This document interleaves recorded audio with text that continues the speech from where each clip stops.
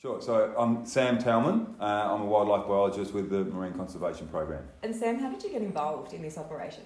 So I'm with the Marine Conservation Program and we're the agency responsible for responding to marine mammal strandings and marine mammal emergencies. So we're the coordinating agency and that's my role within DPIPWE. What's it been like out there? It's hard work, it's dynamic, it's challenging. But the rewards, as we have seen over the last few days, with over 70 animals released, are great and they're very much well worth the effort. Yeah, and so talk us through how you're actually trying to rescue these animals. We've seen vision of using slings to kind of float them and then glide them out with the boats. So strandings within Macquarie Harbour are very unique in that the animals are semi-buoyant. So we can't have people on the beaches lifting animals. We have people semi-submerged, people in the water up to their waist or their chest, free-floating animals, and we are then transferring them on to the jet barges supplied from the aquaculture companies and transferring them about 5 nautical miles out through Hell's Gates and Macquarie Heads. Yeah, Hell's Gates, that can be quite rough out there. What's it like trying to just get them out through the gates? So very challenging conditions both on the flats where the stranding is occurred and where people are in the water, and challenging conditions to get them out to the release point. We've been very lucky over the last few days. We've had favourable tides which have been carrying both the transport and the animals once they're released out through the last part of the heads. But it is still very rough and the animals do have to traverse quite a bit of broken water. There has been a little bit of talk that things should have got underway on Monday. Do you think that would have made a difference if operations started on Monday?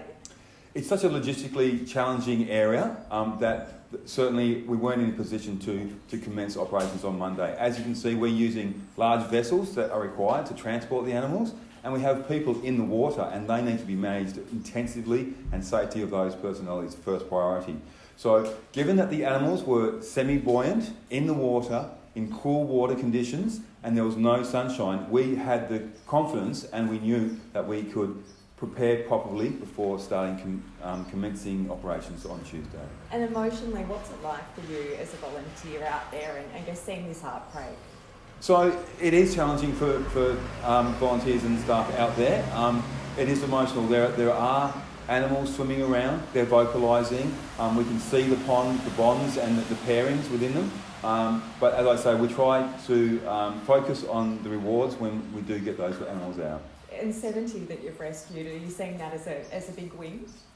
In a mass stranding like this, massive attrition early is a common thing. And for us, within 2 days of operations, 3 days from the stranding, to have 70 animals, that is a win, and I'm certainly by worldwide standards that's a win. And it is raining down here at the moment. It's been kind of like this for the past 3 days. Obviously not good conditions really for rescuers out there getting wet, but has that made it better for the whales?